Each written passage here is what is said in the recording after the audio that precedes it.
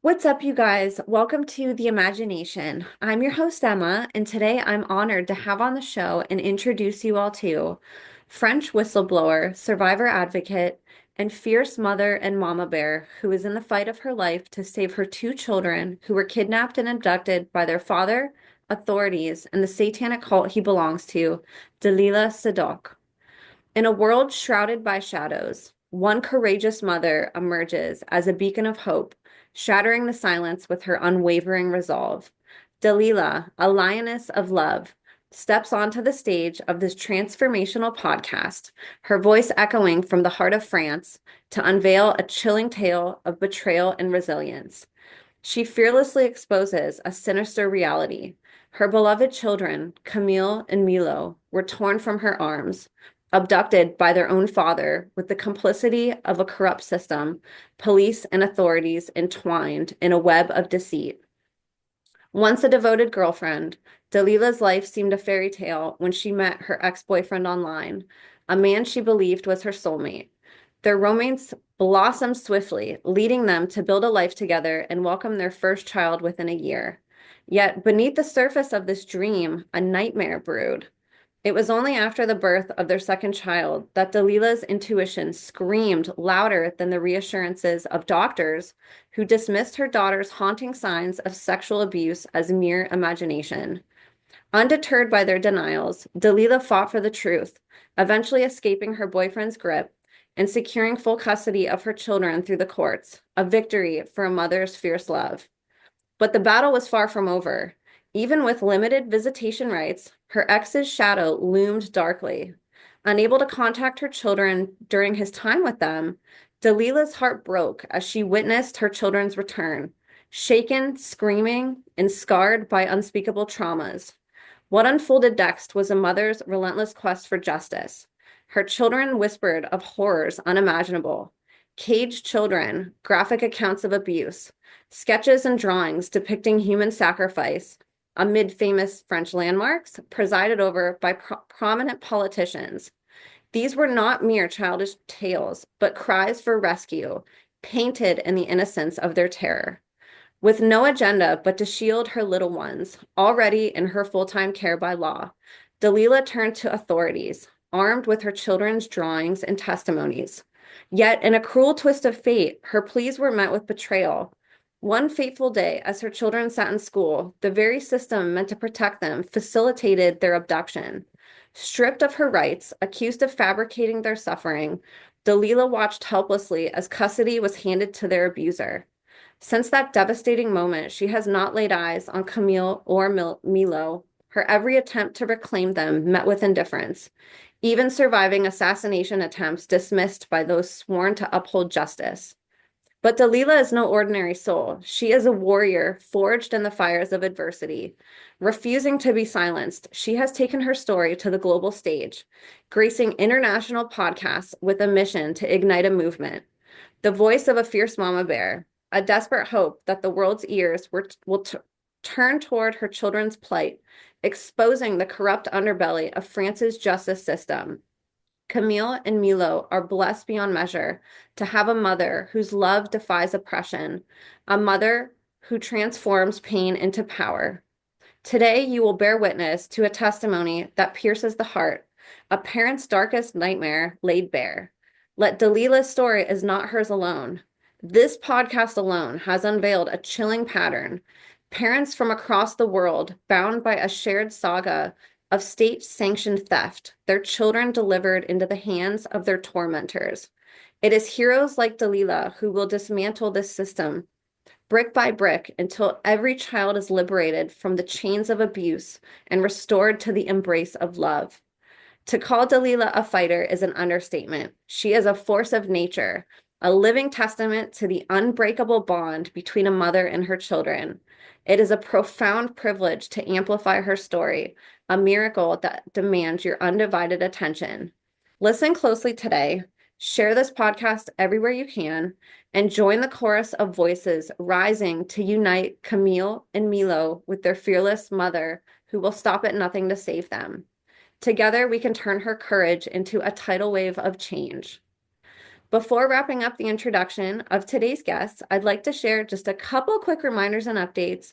If you're interested in being a guest on the show, sharing any information privately with me, or submitting a written testimony for my upcoming book series, or to be featured on a Substack article, you can reach out via email at imagineabetterworld2020@gmail.com or standbysurvivors@protonmail.com. Additionally, I've teamed up with some of my favorite brands to offer you exclusive discount codes on products I love, such as Rife Technology frequency machines and CZTL's premium methylene blue. You can find all the relevant links and codes along with other resources down in the show notes. Your support across all platforms is greatly appreciated, especially as I've had to shift to alternative streaming platforms such as Rumble and X following the termination of my former YouTube channel. I just started a new YouTube channel you can subscribe to at the handle at Imagination Podcast Official that I will be rebuilding as well. Your transition to support me on these multiple platforms is vital to help sharing this information to the public and disclosure communities. Thank you all wholeheartedly for helping to make the imagination the safest space on the internet for survivor, whistleblower, educator, and advocate disclosures. Your support means the world to me. So you guys, without further ado, please help me in welcoming today's guest of honor, voice for the voiceless, walking miracle, whistleblower, survivor, French warrior, and courageous, bold, and heroic mother of Camile and Milo, the one, the only, Dalila Sadock. Dalila, thank you so much for being here with us today. It's such an honor to have you. Thank you very much to invite me. It's an honor to be here. And thank you to help me to have a voice all over the world for my both children who are stopped to have a life, a normal life, and they can't speak because their father don't let them speak out. So thank you very much. And I hope that they will have the opportunity to see and to listen us once. I hope so. I hope so too. And you're so brave for getting up here and doing this. I know every time, talking about this is very traumatizing for you too, and for people like Annika and other survivors who get up and do this, and at the end of the day, you're not doing this for you. You're doing this for your children. You're doing this for such a big cause and a big reason. And it's such an honor that we get to hear these really difficult truths and that we get to all step up and be your army and help advocate for these children to come back to you.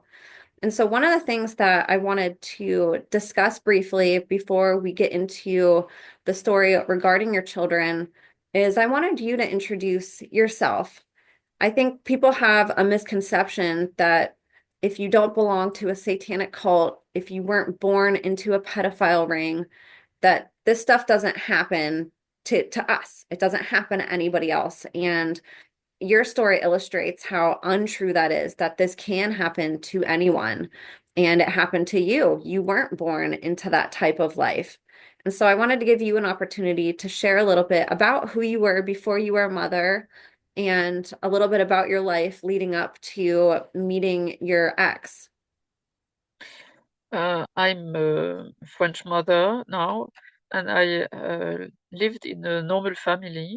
My parents are both Muslim, and they respect all the life, all kind of life, the insect, animal, and of course children and people. They help me to understand the world and to respect it. So they didn't force me to have a religion.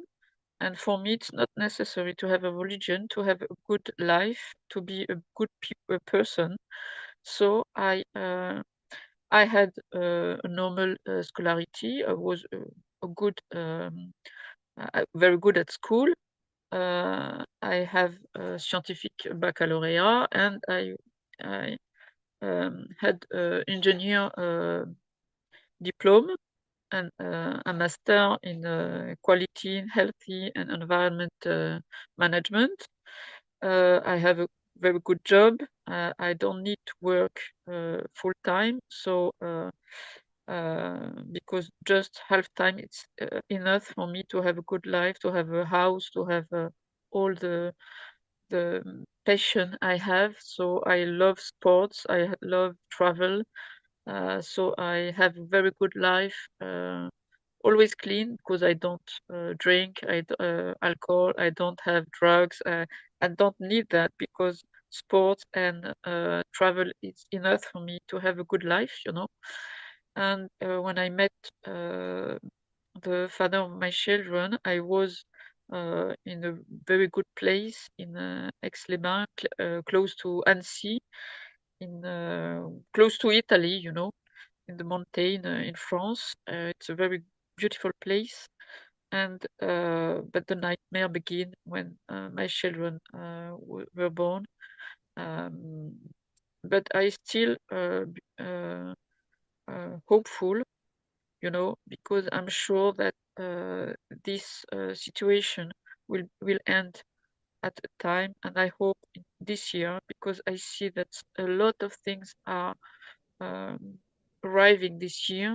A lot of bearing are falling down. We are talking about this subject. Before it was forbidden. It was um, uh, everybody don't want to speak about that. So now I hear about pedophile and in all media, even in mainstream media. So I'm full of hope to see that fall down this year. It is wonderful that we live in a day that we can talk about this and that it's being talked about more. And it gives me so much hope too. And more parents are coming forward to talk. More and more survivors are getting the courage now to come share their stories. And so the awareness is just really building and it's beautiful. We're starting to really roll this snowball a little bit faster and it's reaching more people around the world. And so thank you for your part in that too. You didn't have to come be a public figure and whistleblower and you chose to anyways. And, I'm excited to maybe talk about that a little bit later, why you went public and, to talk about some of that, what you're doing now. But again, your story illustrates how this can happen to everyone and anyone.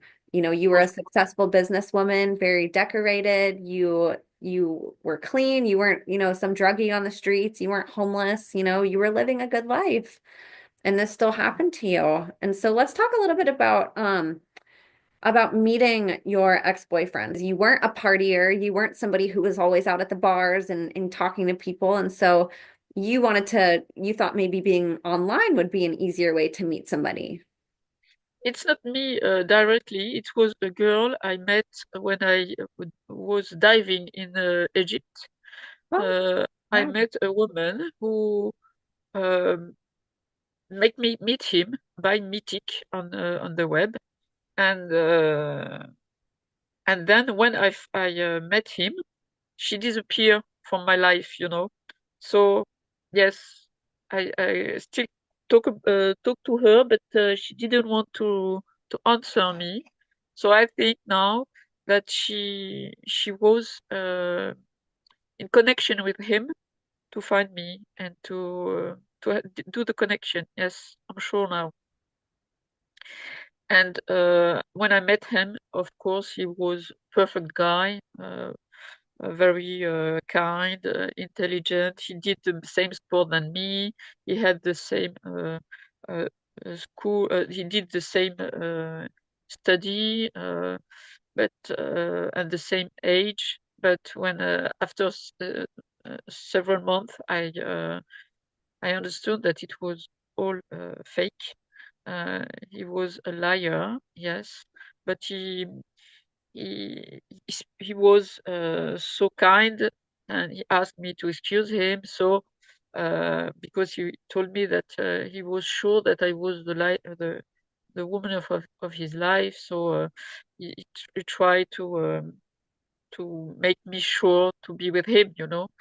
So I and he was very friendly. So I let it go. But my family is not Satanic, but his family was, and I didn't know at first. I just saw that I understand that there's troubles in their family because they don't speak normally with his parents. He's always bad words, and and after three or four times with them on Sunday, I decided to stop to go there to their family because I can't bear that kind of awful word. And it was the beginning of the problems, you know. And at a certain time, his mother decided to to throw me, yeah, I think, because he was directed by his mother, and at several times I had some mortal attack. You know, some people who I don't know them tried to kill me when I decided to leave him because with my children I saw that he's not a good father. He don't want to spend time with them. He didn't care about them. You know, he don't want to buy their clothes or some food. He don't want to spend time with them. Just um, when I'm not here, when I was at work, you know. Because when I want to let my children with other friends who can care very well my children, they can take care of my children. He stopped that. It told me that he prefer to take care of my children. So it was a problem for me. I didn't understand at first because my children didn't love him. They didn't want to stay with him.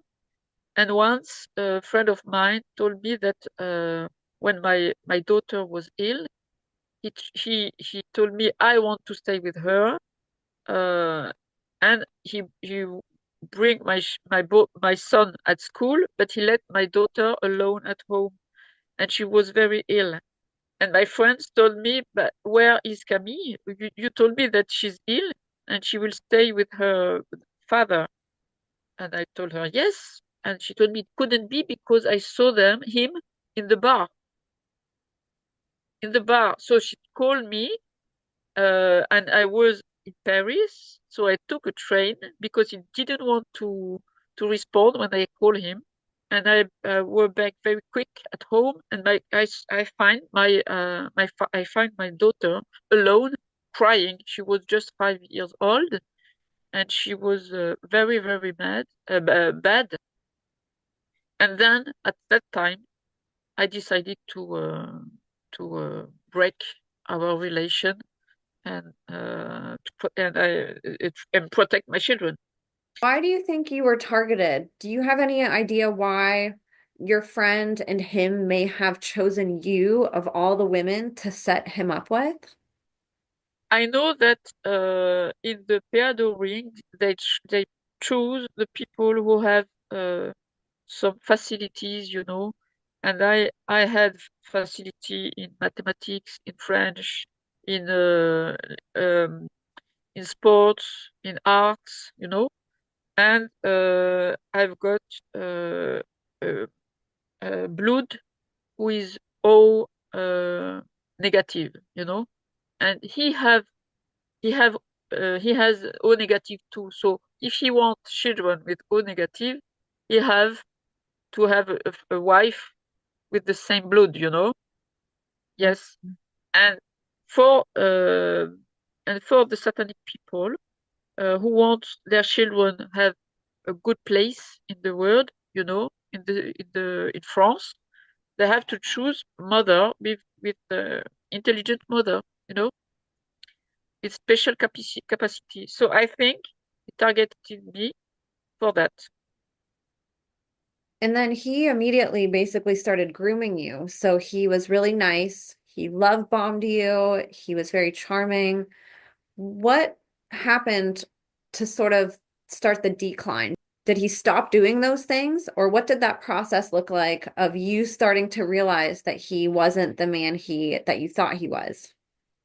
He was very uh, kind at first, huh, at the first moment. But when my son, my second children, my son, 2 years after my daughter born, he changed, and he told me it's because he's busy at work, and he was always angry, you know. He didn't want to spend time with us. He always shouting to have children, but when we have children, didn't want them. He was not a good guy, a good father. So I didn't understand that, and we have no relation together. He spent all his time alone in a desk. He's in his desk in the house, and we were living all together, my both children and me. So why will we stay together? And my children always told me that when I'm at work or outside because I do jogging, they told me that he was an awful father when I go outside of the house. So, and when my friend told me that Camille was alone when she was ill, I I understand that it's right, because in front of me he was not like that. I didn't see him beat my children because I didn't let him. I did some box, and Martial so I couldn't bear that someone can beat someone or children, especially my children. Yes. So I understood that it was real, that he's a bad guy. So and when you didn't spend time with your boyfriend, it's not necessary to live together. For me, it was like a teenager. He was like a teenager. So why won't he spend time with us? I told him it's it's more important, interesting for us to live far away from together than together. And I took a house not far away, you know, less than 1 mile from the house, and I still pay the house we had, and I decided to have another house alone with my children in the same school and same habits.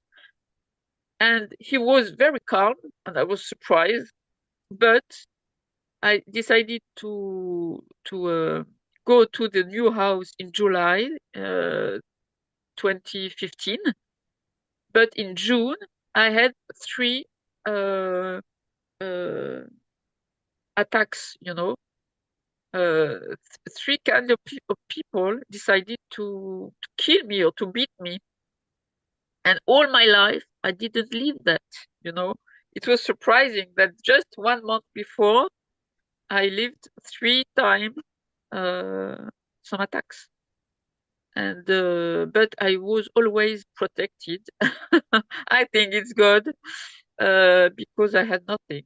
I just was surprised, and I decided the third time to uh, to go to police and have a complaint because it was very bad attack. He Yes. really tried to kill me. So I decided with the help of my friends to go to the police, and they catch him 1 year after because someone helped him to go out of France, for 1 year.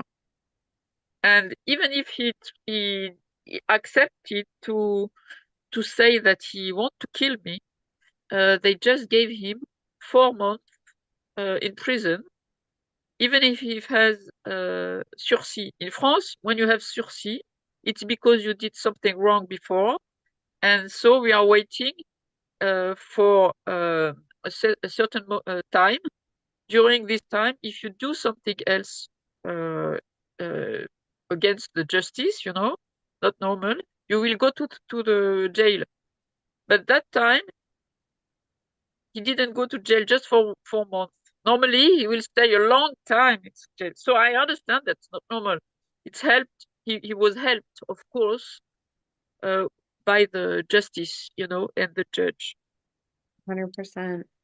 And so when you had your first child, did you notice any signs there too, or was it mostly after the birth of your second child that you really started to notice that he was not a good father? Uh, a good father, yes, I begin to understand that he didn't want to spend good time with my daughter because he didn't want to give her uh, uh, le biberon, quoi, the milk, or play with her. So it's not normal, because if you want to be a father, it's because you love children, not the kind of love he did, but a normal father, normal mother want to spend time with his children. He want to see him laugh, uh, and play with them, etc. But he didn't. So I told to myself I prefer to do the second one closely, my second children closely, because if he's not a good guy, I have to escape, you know. And when my daughter have 3 months, he want to spend time with her, and he told me that he want to give her a bath. Told him yes, why not? I'm surprised because you don't want to spend time with her. Okay. Told me that his mother said him to spend more time with his children. So I went up downstairs, cook and clean the house, and let him alone with my daughter uh, in her in her bedroom. She had a little bath, for babies, and he decided to give her the bath. But after few minutes, I heard my daughter shouting. She screamed so high that I was afraid, and I climbed the stairs quickly, and I find my daughter weeping, crying. So I calmed her, and he was angry, and he go outside of the bedroom. I asked him what's happened. He didn't want to tell me, just have bad words and go outside. And I went outside.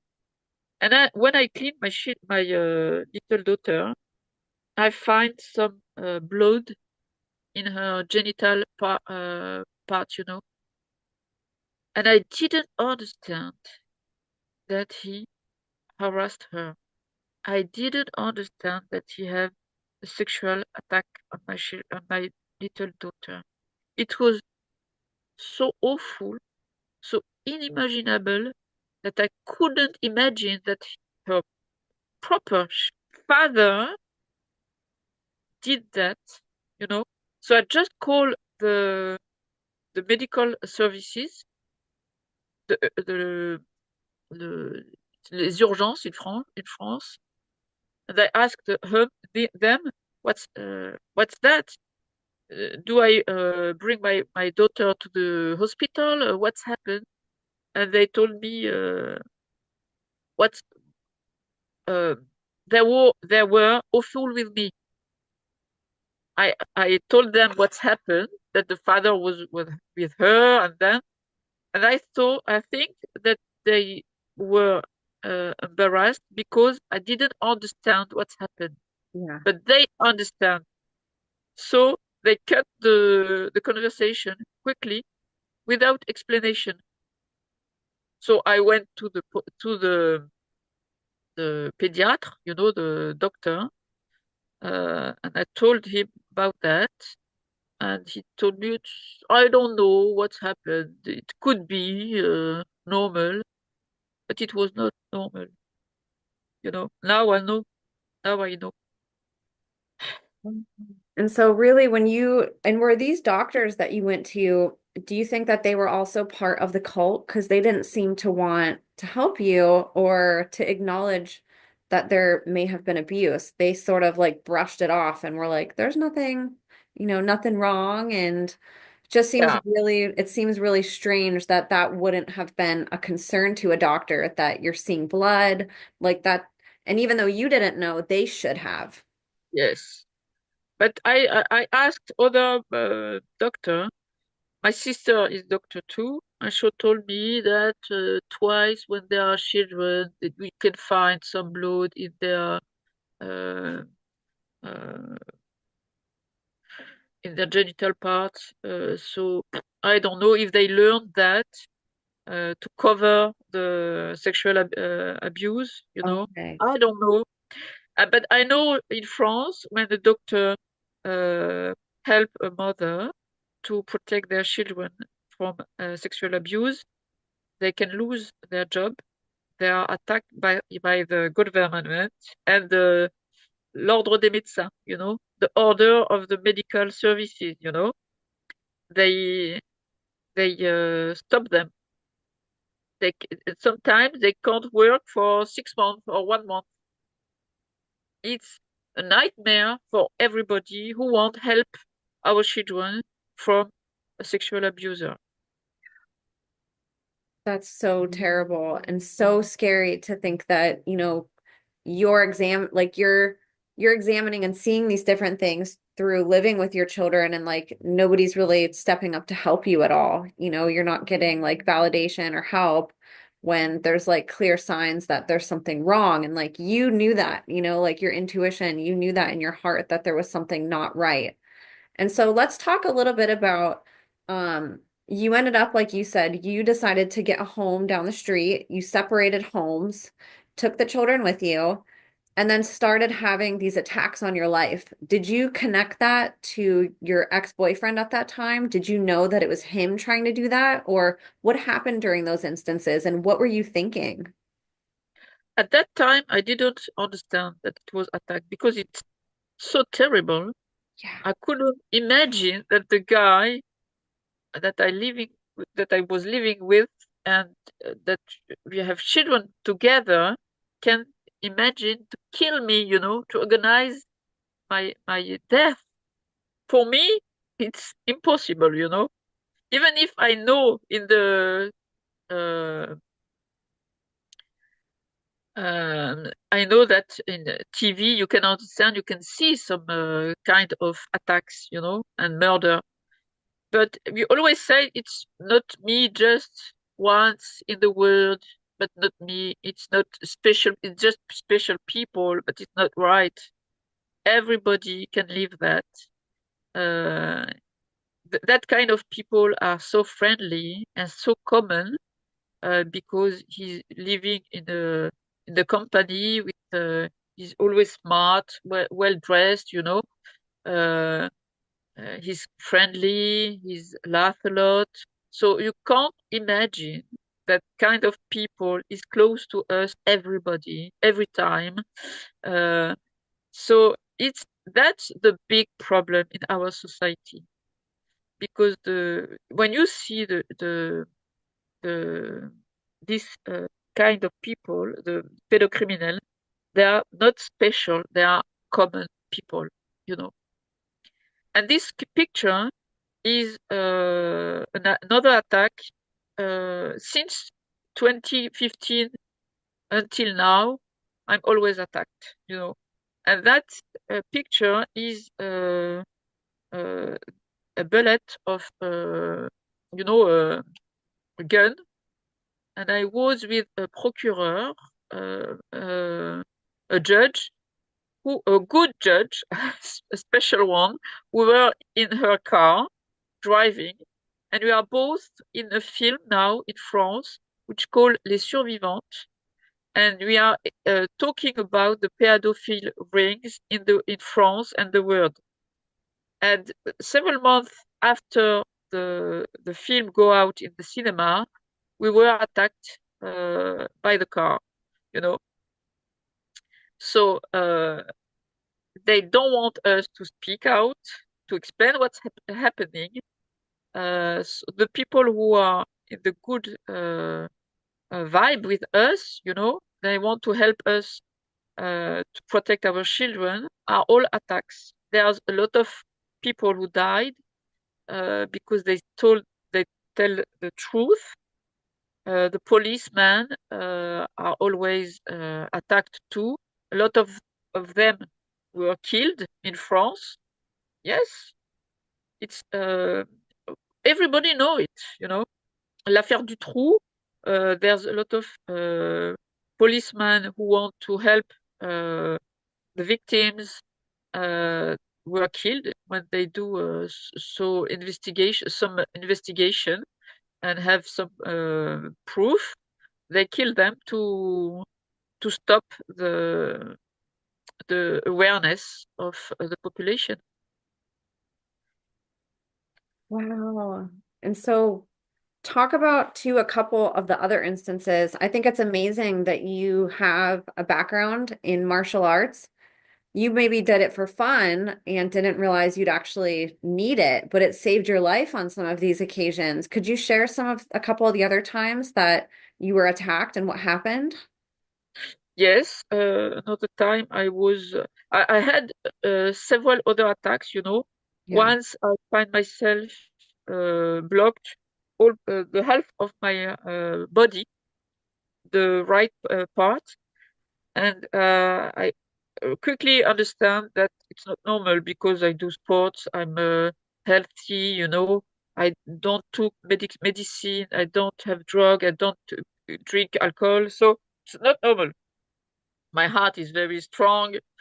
And so I called the emergency and they bring me to the hospital. And then they didn't understand what's happened to me. Told me we can't understand, but we will uh, uh, uh, let you in our hospital for 2 days because last week we had the same case with another woman with the same weight than you, the same tall, the same age. She had the same problem than you. We let them her go in their house, and she died at house. So they told me we prefer, and she was living 5 kilometers from my house. You know, another little city. So they told me we can't let you go because we can't understand what's the problem. You haven't got problems, so why your half of your part of your body is blocked? And after one night, I everything come back normal, you know, in my body. But I don't know what's happened. I still don't know what's happened. Sometimes we spent uh, dinner all together, my children and my ex-boyfriend. I just uh, uh, uh, I was ill, me very very ill, you know. I go to the bathroom to you Oh, know, voila. well, yeah. And I was lying down for 3 or 4 days. I don't know why, because we eat the same things, you know, it's not normal. Uh, that arrived 3 or 4 times, but always between 2015 and 2017, you know, that kind of ill. And when we separate officially in July 2017, I had another house. We we sold the our house. I have no other problems. My car have a lot of problems, you know. Yes. Some someone put some acid on my drill, you know, on my drill, and I went to the garage, to the to the garage, and he saw that. So it couldn't be. It's not normal, you know. Uh, Once they took the, you know, for the real there are some des boulons, you know, to fix the real to the car, and three of them were were go, were out, you know. It's not normal too. I can I can write a book, you know, about all the things happened to me from the moment I decide to uh, to let him go. And so at that time, when you had left, how old were your children then in 2017? Milo was 2016, 2013, 4 years old, Okay. and Camille 6 year old. Um, at first, I I asked the judge to give me the my children all the time because just the weekend and half the holidays with her father with their fathers, but he didn't want because I was surprised because when the children are uh, uh, young, very young, in general they give the children to the mother, but it's not right. That's a lie. But nobody know that because in the mainstream media they told you that. But in reality, it's when a father asks to have the children, he always have them. 80% he have the children. If they are in the mother's house, it's because the father don't ask the children, you know? That's the real statistic. And because I do a lot of research. And he asked to have the children half the time. So he had them, but it was awful for them. I didn't give you the picture, but my children came at home. You can't imagine. They were cut in the face, in the arms, in their heads, in their hands. They were burned very strong, you know, until the bones. It was awful for me. But when we were together, they didn't want to go to their father. I've got some conversation with my children, and they are crying in the car to ask me, bring us to our father. You don't love us. He's an Oh, awful guy. You can't imagine. No, I can't imagine because they couldn't explain what's happened.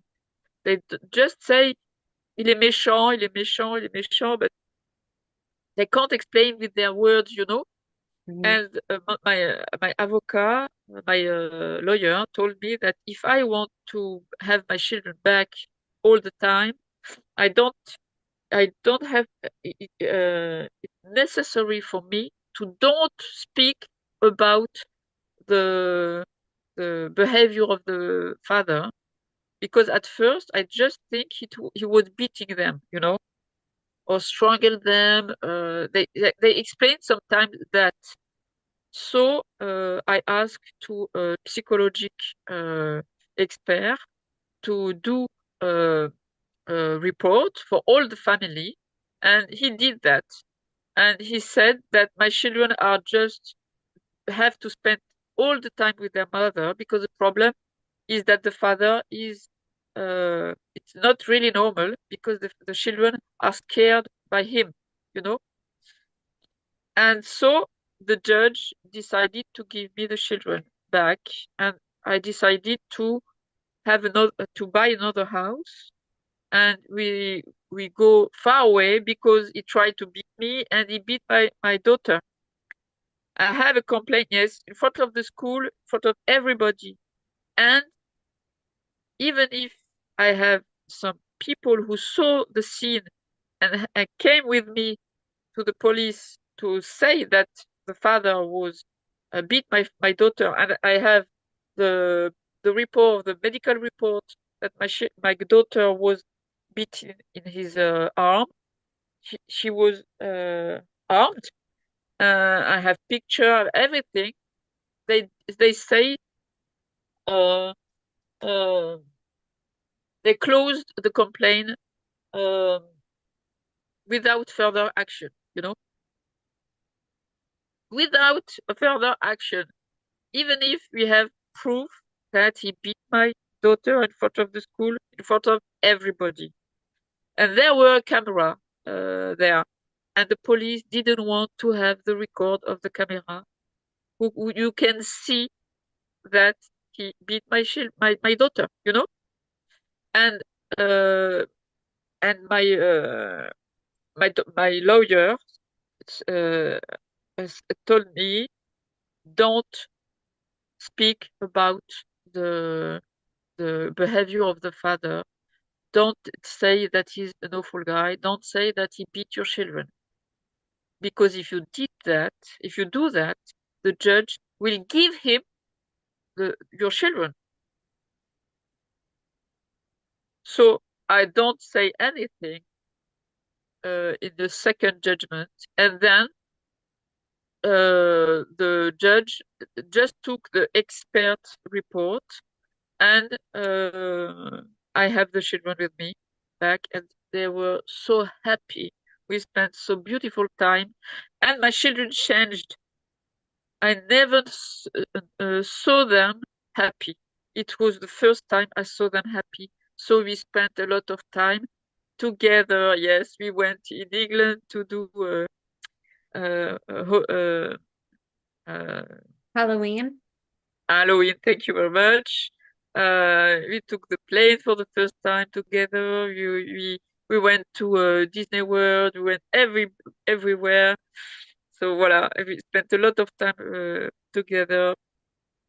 And they were the first at school.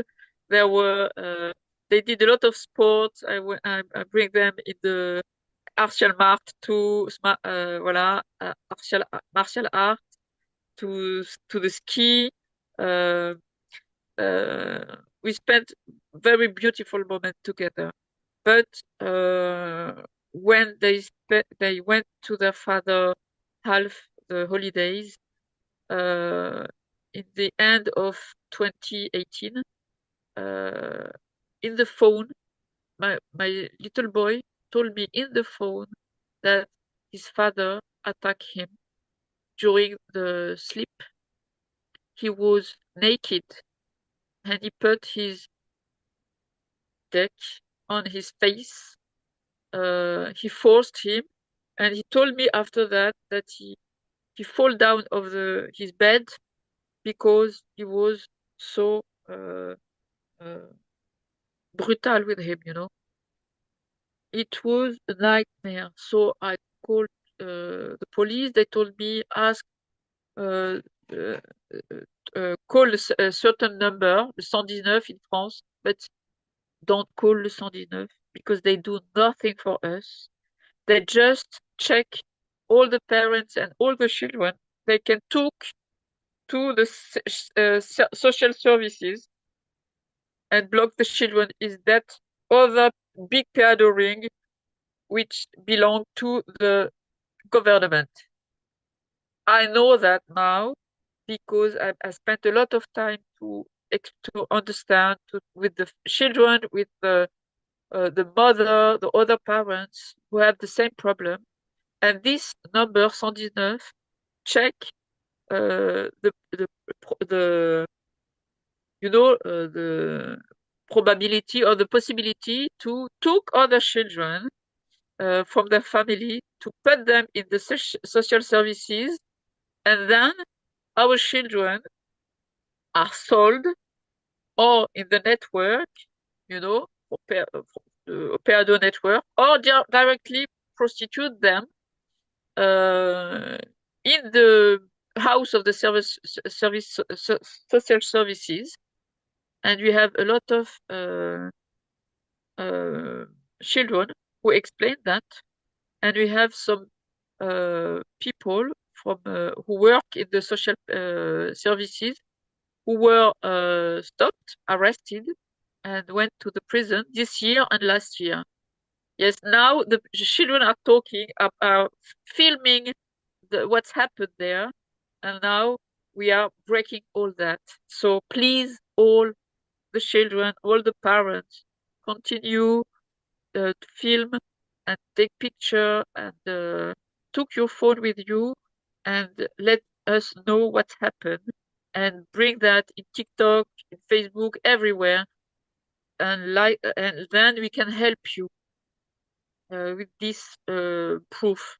So please uh, explain us, show us, and we can help us. We can help you. That's amazing. And it is, it's happening more and more where more people are talking out and, it's bringing more awareness all across the world. So that's wonderful that you're seeing that in your country too. It's definitely happening here in America, in the Good, UK, good. in Australia. Lots of countries now are starting to have a movement, which is beautiful. It's so empowering to think that we're closer than ever to having all this exposed and, freeing all these children. But your story is sort of just getting started in a sense. So, speaking of, ways that children are disclosing, your children started drawing photos Yes, yes. that we can share. Can you talk a little bit about how that manifested? When did that start happening, and what were your thoughts on all of this as it was happening? Camille drew me uh, a little girl with red hair and with one eye is blue, you know. I sent it to you, I think. Yes. And she was just 5 years old. And it was before we split, just before. And I asked her, and she told me, Maman, why are some children black? And she drew me that. And I was very scary by this picture. And I told her, "Ma'am, where did you see black children?" And her father came in the room and shout on her to stop her talking, you know.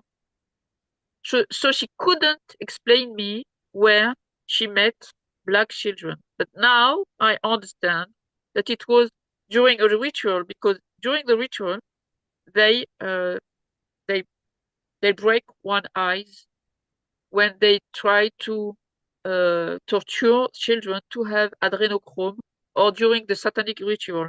Because at 5 years old, I can't imagine where my little daughter have seen that. So I bring her to the psychologue, you know, very, very quick, huh? Because she didn't sleep well and she didn't want me to go out of the house. So I begin to go to the psychologue. But they didn't explain nothing. They didn't understand nothing, you know. So this and the father always took her picture and throw them away, you know. So this one I kept it, and and I know now why he always throw them. Uh, this is one first drawing who scared me. And but I think my children have MK Ultra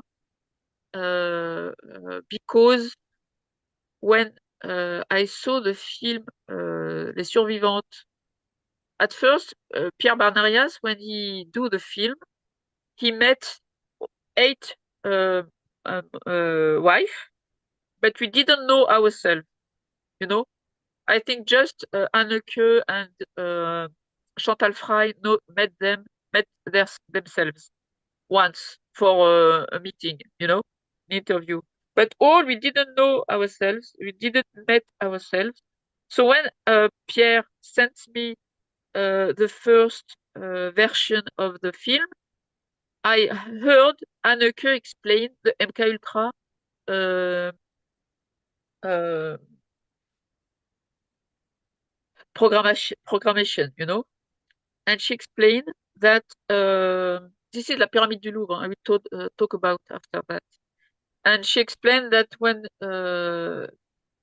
they do the MK Ultra, they forced her to see awful film, horror film, And my children told me about that, and I couldn't understand that their father forced them to see horrific film, And I told them, go outside of the room, don't stay with him. They told me we can't go out because we are stick to the chair. I told them, turn your head. Told me we can't turn the head. Told to my children, close your eyes. We can't close the eyes. I couldn't understand. So that stayed my heart because they were too small to explain more. And in the film, Anneke explained that they are uh, blocked to see the film, the Yes. horrible. They have like a device Yeah. on their head that holds it and then they keep their eyes open, right? Then I understand what was my children talking about. It was awful. And then Mm. after that, I understand that they were in satanic ring because their explanation, I couldn't understand what they were saying, Right. because it's not normal. It's not current to understand, to know. I did never uh, know what's happened during that ritual satanic. And now I know because I understand what they were explaining with the word of children, and I did a lot of research, and now I know. And this picture, my little boy did it in uh, February 2019, when he came back from the holiday of February with his father, you know. And when he came back, he was in an awful behavior, and he was as a very sexual behavior. He was just 5 years old, 2019, 2013, ouais, c'est ça. And I told him, what's that? He can't uh, write because he was just 5 years, 4 or 5 years. And he told me, I want to write more, death. And that's what this word And is. Mort means yes, death. death. And told him, no, Milo, why do you want to? And he began to shout, I want write death, help me, help me, help me. Alors I wrote more in another paper, and he copy it and write death in French in his picture.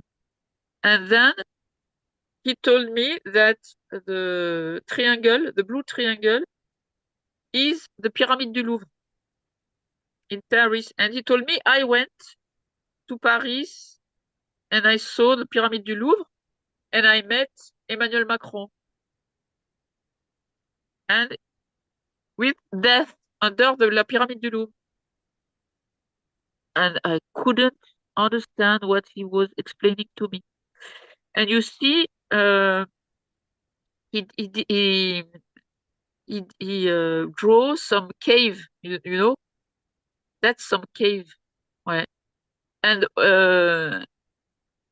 there's some people with uh I don't know what, a knife or something like that. Voilà, or pis voilà, pistolet or something like that. So it was for me a nightmare. And then uh, the behavior of my children changed, and at school I saw my little boy, touching uh, the sexual part of his friend. So I stopped him. I told him it's forbidden to touch someone, and nobody have the right to touch you. And he told me, ah, yes, so why daddy always touch me if it's right? So then I was so, I understand everything. And then I bring them at home and I told them, now you are going to explain me everything. We didn't leave this table without you will tell me everything. And then my daughter began to check, and she told me, Mommy, you will die. If we talk, you will die. Told her, nobody will kill me. I'm strong. I will not die. That's a lie. So believe me, explain me everything. And then they begin to explain me that their father abused them with other men. He is obligate to abuse their his proper children because if he abuse other children, the father of the other children will kill them, will kill him. So they have to accept that. If he don't kill it, and if they talk, because of them, their father will go to the prison. So they don't have to talk. And it's because uh, their mother, his mother, do that to him. And That's his so mother nice. do that to my children too. You know? Look, it's normal. I told them, it's not normal. It's forbidden. Your father is ill. You have to go to the hospital and you have to be protected. So now I will protect you. But it was a lie because I didn't know that the judge, the police, the school, the social services, the psychological experts are working together to uh, catch the children who talk about the sexual abuse and they stole them from their mother or the good parents to bring them in the peado ring, which is international, I'm sure, because they are all working together. They help themselves. You know that Epstein spent time, especially something very special happens to me, is that I, I, I, uh, I saw article in the mainstream media that said that Epstein was in France in 2019 when my children told me that they were in La Pyramide du Louvre. And Epstein were in La Pyramide du Louvre. He was invited by Jack Lang, yes, by Jack Lang, to the 30 for the anniversary, the 30th anniversary of La Pyramide du Louvre. Epstein was in France, in Paris, in La Pyramide du Louvre, and certainly in the same time with my children and Emmanuel Macron. And I want to make this clear for people here in America, and maybe you can explain what the pyramids were, what that is in France for people who don't know. But for those of you who don't know who she's talking about, Emmanuel Macron, that is the French president. That is the president of France, that her child, her small son, was saying was at this ritual that he drew very clearly a person holding a weapon, a cave, the pyramids that he talked about, and the word death. And can you explain what the Pyramid de Luth is in France for people who might not know? La Pyramide du Louvre is a special place in France where it's a musée at first. We've got la Joconde de Léonard de Vinci in this pyramid. But this pyramid was made by another president, which is Mitterrand, François Mitterrand. And this pyramid is a Masonic symbol. He It was made by a Satanic architect, which is a Japanese architect. And when Emmanuel Macron won the election, the first election, won. Everybody know there's a big problem with the elections. Huh? When he won them, he was at that place in front of La Pyramide du Louvre, and he did with his arms that V, you know, and La Pyramide did that. It's the Masonic symbol. You can find this picture. Huh? In France, it was a nightmare for us, and we know that it's very symbolic for them. And when we did last year les JO, the Olympic, yes, the Olympic world, you know, les game, the Olympic Games we did in France last year.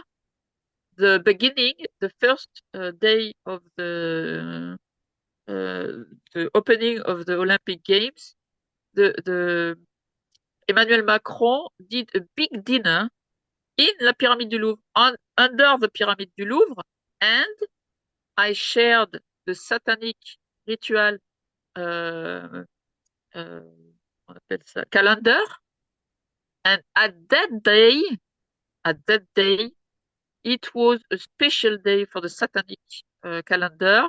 It was the day of ritual with death of little girl or woman with sexual abuse, etc. You can find it if you search. And when I shared it, someone write me in Twitter and in X that I can die with that kind of chair.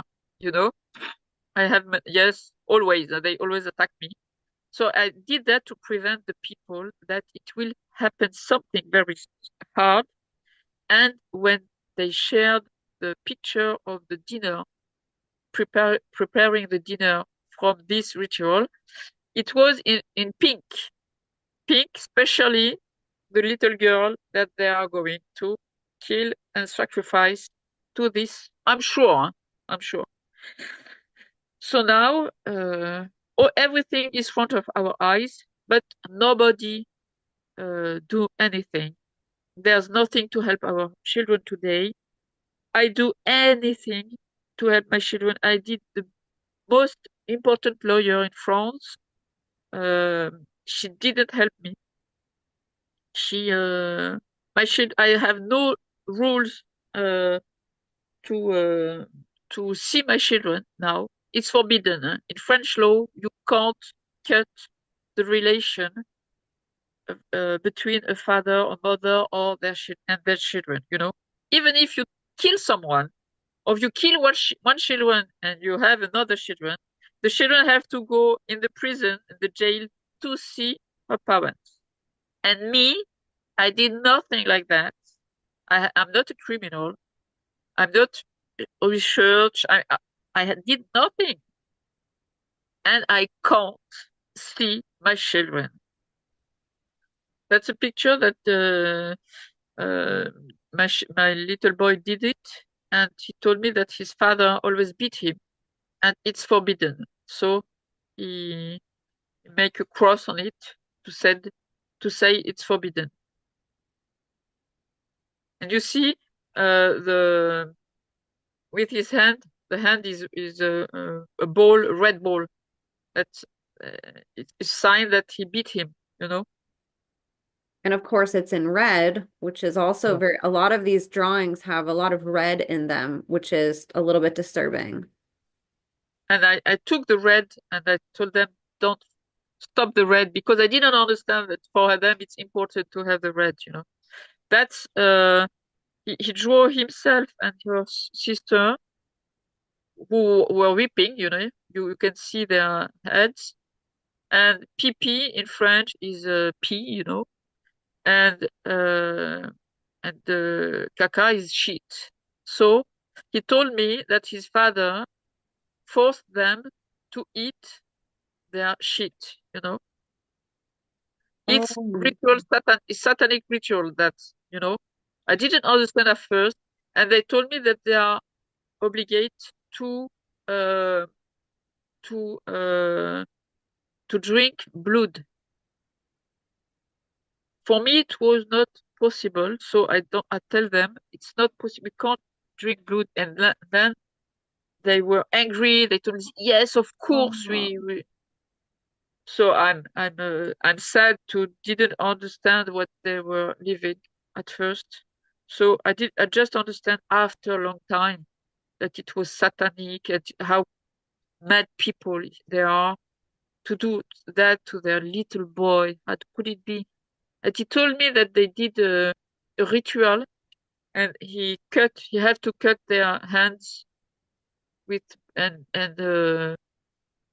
do something with their blood. I didn't understand what they did, but he explained me that.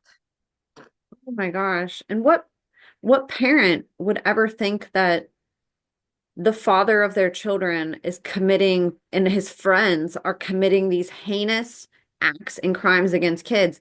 No logical parent would would comprehend that it could be something like satanic ritual abuse. Like, we're not taught about satanic ritual abuse. It's beyond what our imagination can comprehend. But at first, I tried to I asked them to explain me more because I didn't understand. And at first, I just thought that he was alone to abuse them. But so when they explained me that the grandmother do it, and my little boy said, Milo said that Camille was sleeping because he gave her something to sleep, and he put her on a table, and he was scary, and other children came with other father, and he was under the table because he was very scary. And then he began to shout. He couldn't explain me what happened, but I didn't force him because it was awful, quoi. This one is very hard too because you can see Pipi, Papa, Milo, Camille, and the same. Huh? They are weeping a lot, and they have a dark cloud on their head that explains that they are with their father. It's awful, quoi. It's bedtime for them. Were too small to explain what all what they want, but I understood everything after several a certain time, because I do some research when they went to school.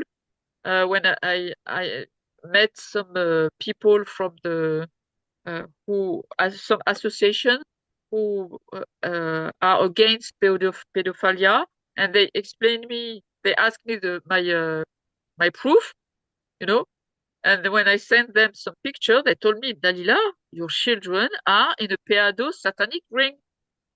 And they explained me, what's that? And then I understand, and I understand the importance of their picture. And I begin uh, register them, you know. Yes. And I did some videos, I've got a lot of proof. And when I went as I gave this proof to the police and to the judge. The judge do like they didn't exist. They threw them from my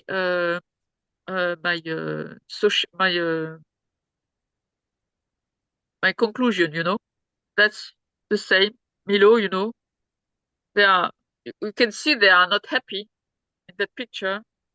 It's what's happened when they came from their parents, their father. In February. I didn't know what's happened in February, but I think they were in the ritual under La Pyramide du Louvre, and there they find something very awful. I think that's a place under the a tunnel, an underground. I think it's an underground, and it's full of fire, you know. Yeah. And there are some boxes, and he drew a lot of boxes sometimes with children in it or without children. You can see little some people with a lot of blood, you know, and he seems to be die or burn. I don't know because he's not standing up. He seems to be lying on the wall, on the ground. It's amazing how children can communicate so much with having such a limited vocabulary and understanding. And this is another way that I see very often that children communicate what they can't say is they're able to draw what they see in a way, and they still might not understand what they're drawing, but when you look at it, like, this isn't like a normal drawing that Uh, a happy child would do when they're being loved by both parents, when they're in a happy environment. Kids usually draw dogs and cats, and they draw like really happy photos. And these are very, I mean, the colors and even here, your son's so young and he's writing, ah, like somebody screaming here, it looks like. Yes, always. And Uh, lots of po- red, lots of black, lots of like really um colors that you would associate with, satanic rituals and being underground and being abused, really bright and like stark colors and aggressive coloring kind of. It looks like he was like really, kind of going after it here too on some of the scribbles that he made. It doesn't look like happy, you know? uh, this is my this is Camille's drawing. You see, there's some special people there, and this is a cage, huh? And they put the children in the cage in general. I mean, you can see a lot of children there. I don't, I, I don't know.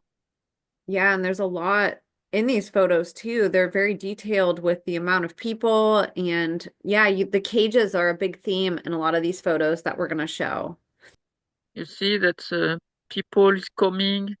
I think you can see a little boy, and they are beating the little boy, and you see they cut it in I think, yeah, they cut the children in two part because in the top of the picture we can see they're just his legs and his so we can imagine that they cut him in two part, and because he scratched the people.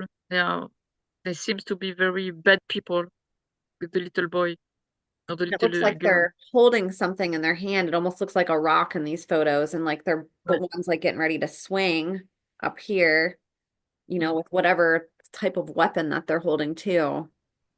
Very detailed. Yes, and here you see the same. Huh? They are just you see the people are in the wrong space. You can see other head, the left, another head alone cut. Huh? Yes, under the other one. Yes, and you see the eyes is dark too, as my daughter picture. They certainly cut the head and through the eyes. In the top, you can see hanging. A boy is hanging, or a person is hanging. Huh? Yes. Uh, And then this it's an person has a abnormal. big sad face too. They're not smiling. Oh my goodness. That's a doll for my children, my daughter, and I don't know what that means, but I think they do that to her because once I saw her uh, attaching a doll, but a GI Joe doll, and with very precisely as a professional. I was very surprised because she was just 7 years or 8 years before they stole my children, and she didn't explain me why. When she she learned how to bend someone, quoi. And even here you can see this, I mean, covering up the face and the tape, and it looks like bondage almost. Yes. Doesn't look nice. It doesn't look like something that a child would normally do to their dolls. It looks Mm, it looks a little bit violent.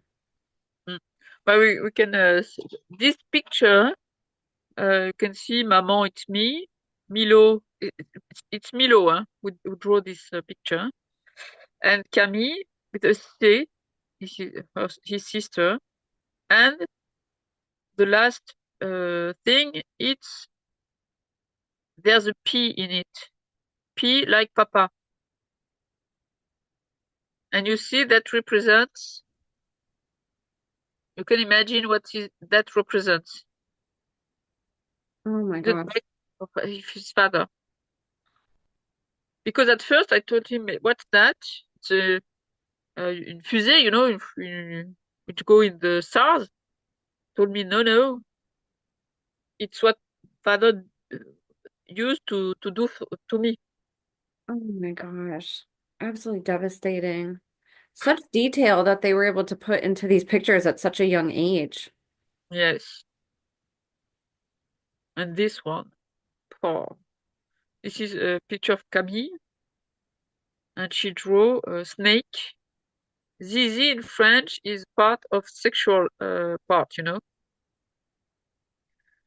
You see the two bullets là means the sexual part, and the snake is going in the back of an animal. Oh my God. And we That's know the zoophilia. Yeah. and we know that bestiality is a part of satanic rituals, animal abuse. They abuse animals too in these cults. So sad. Oh my gosh. There's too much proof, too much drawing, too much explanation. It's not just one word on one picture. No, There's a lot of clue, a lot multiple. of proof that they are in that, you know. You see, there's red, they are fighting, they are blood, they are. So much detail again. Look at all these different people. The red color, people are holding things just like the abuser was on the other photo. It's almost that same like rock that they keep showing. So a lot of these people appear to be holding weapons of some kind in a lot of these photos, Yes, which is also, and a lot of them are naked, it looks like. yeah, They're not clothed a lot in these photos either. They're showing the belly buttons yeah, and, different yeah. body parts. Some are attached, and you see there's children because there are big people and little people. So you can see there's a lot of children. Yes. Another rain photo. He showed me that he's sad. Oh He's my. sad, very sad. And with the dark cloud again, it's not a pretty fluffy blue cloud. It's a black scribbly cloud and lots of rain. No, I don't know uh, what kind of uh, proof I have to give more and more and more to help my children in French law. The judge don't want to see, don't want to help my children because they know everything. Why? Because they take the proof, the picture, the the register I have, and they throw them. They throw them because they don't want to let this proof in my uh, judgment, you know? 100%. Because it is proof and it would prove something, and they don't want that. They have to throw away all the evidence and keep it out of Voilà. the court. If they were real judge, honest real judge, they will do the everything in it, you know? So that's the proof that it's a pair de ring. It's the proof. And They I'm are just all going through a couple other photos. You had sent a lot of them, and you can sort of just see the darkness of some of these. Those were a couple that we had already seen. Here's another elaborate with photo with lots of people. and Big, this one is special because my little boy, you see, that it's an awful place. Huh? Some have no arms, some have no heads, some it's awful. One took someone in his head, and you can see in the top of the picture there's little heads. And I asked him, "What's that?" He told me it's little heads of children that they cut the children, they kill them, and they put the heads in the roof. gosh. And again, so much detail, lots of different people. We know that lots of people attend these rituals. They're often very big productions. Lots of children in these photos, lots of detail, lots of red. Again, the red theme here in this next photo, and you can see a cage. And this Uh, up here is Milo. That was him drawing himself, right? and he's got a knife on, you know, as Yep. he was in the, je sais pas moi, a warrior. He's not a warrior. He's a child. And there's another cage. Uh, Down yes, here. here, and you see a lot of blood. The Yep. little boys, little children, down in the picture of, oh la la, it's horrible. And you, beautiful mama bear with her babies. Mm. What an amazing mom you are to fight for them like this.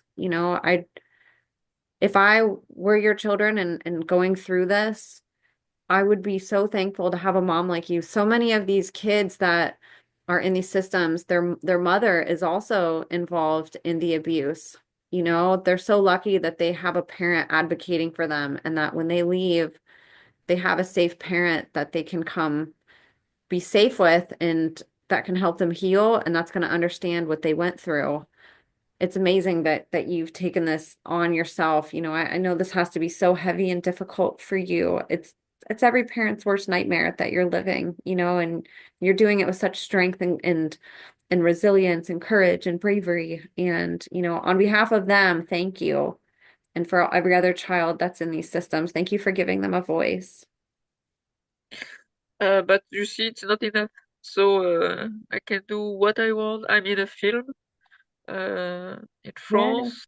Uh, it's called Les Survivantes, The Survivor, uh, who details the pairing and the rule of the pairing. There's some people who have uh, t- uh, told the name of some uh, important people, and now even if you have the proof, even if have you are someone normal with a good position with and when even if you have got the best lawyers, you have the money, you have everything, you can't help your children. You can't. It's forbidden to protect children from sexual abuse, and especially when they are in satanic ritual pedo ring. You know, it's impossible in France.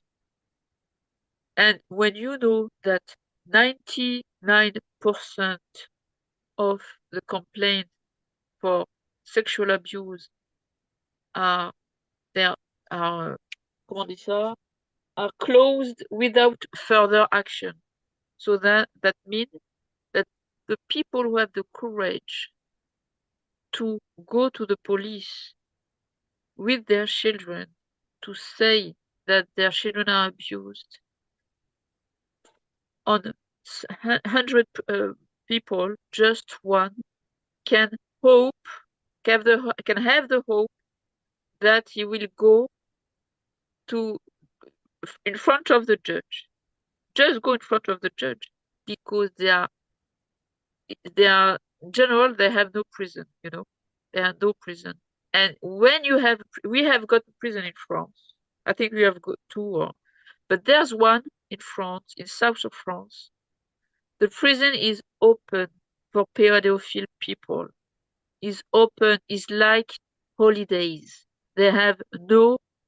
Uh, sure, they have got They can go to the sea. They have got this private place to go to the sea. How could it be? And they go out as they want. They are not in prison. It's like holidays for them. And now in France, we are fighting. Tomorrow, we have put a day which no, which called uh, uh, a special day for helping the children because in France, there, there, the l'OMS, you know l'OMS. l'Organisation mondiale de la santé. We signed with the l'OMS in France, and now l'OMS is imposing us to have sexual lessons in school. It's an obligation now to to give some lessons from children at 4 years. You understand? At 4 years, it's corruption. It's normally the teacher who gave that kind of courses to our children have to go to jail, to prison, you know? And now it's an obligation for the parents to leave their children at school because before, for parents, it was possible to do the education at home. Now, since the COVID is forbidden, you know, it's very difficult to have possibility to do the education at home. Now they do have to put your children. Before it was at 6 old, now it's an obligation to bring them at school at 3 years. And now, yes, an obligation. You can go to, they store your children and bring them in the social services where you know the children are in a nightmare. They have no, they are sexual abuse. They have nothing to eat. They are left alone in hotel, you know. They are let alone all the weekend without nobody to take care of them. Because in social services in France, they are they are they are private organization and they took 10 million euro per year. It's the most important for us in France help from the government. And the social services are who gave the result and the report to the judge to decide if the children go at home or go to the social services. So the social services, if they won't have money, they say to the judge, give us the children. And the children is let alone, helpless, and they took the money. You understand? They give uh, the opportunity to the judge give the opportunity to this society to do money on our children in France. Oh, It's illegal. It's illegal. that is absolutely horrific to think that you can't have an option of homeschooling your kids. Here in America, there's been a big movement of parents homeschooling and taking their kids out of the school. And you can see how easily that can be taken away if they're seeing people do that and they want your kid to be groomed in school by these pedophiles. They can just make a law and say, sorry, you can't bring your kids, you can't teach your kids at school anymore. Homeschooling is outlawed. You have to put them in our school system and we're going to groom them from the time they're 3 years old with all this sexual propaganda that they're doing, all normalizing pedophilia. And now, tomorrow, we did a movement in all the France to say to the national education that we don't want that sexual education for our children. And tomorrow we decided to don't bring our children at school, but stand in front of the school with our children. And now they are doing a propaganda, and they say that the parents who do that will have to pay, you know, Like a they will have, fine, ouais, enfin, pay a fee. a PV, you know, Yeah, like a fine. punishment they have to pay, and I don't know something, and or they go to the school before, and they told to the children, you have to come on Monday, the 10th of March, because if you don't want to come, your parents are awful people. They don't let you the chance to have a good uh, scholarity.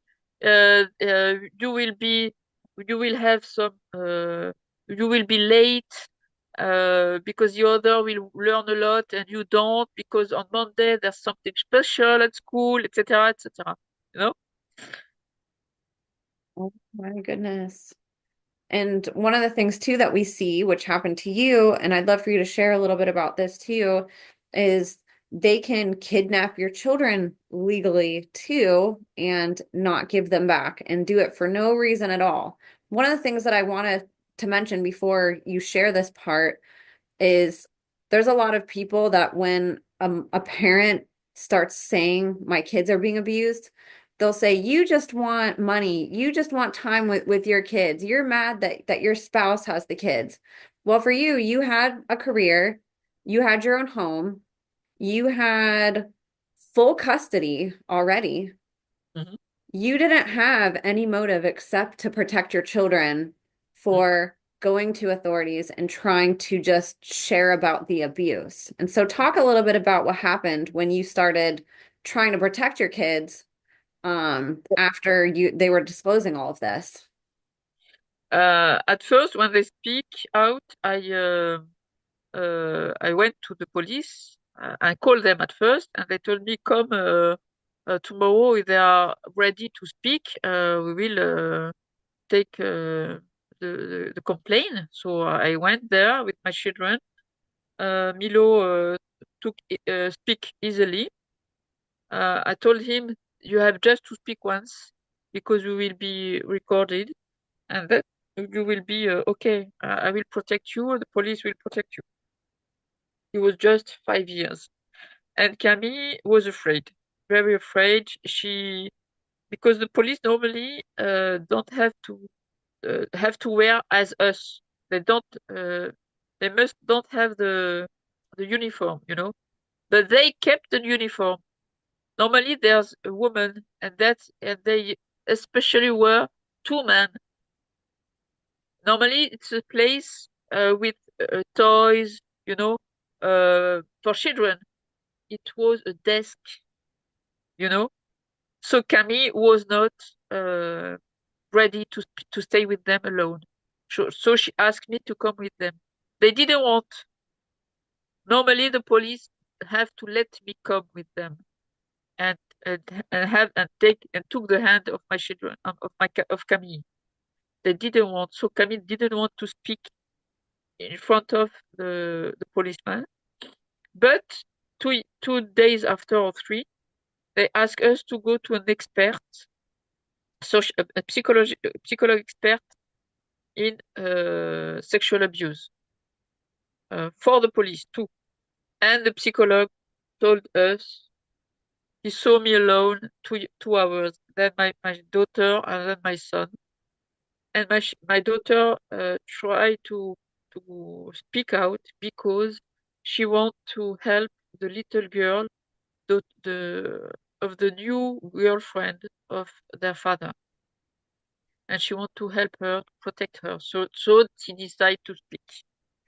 And the psychological expert told me you have to cut all the link with this father.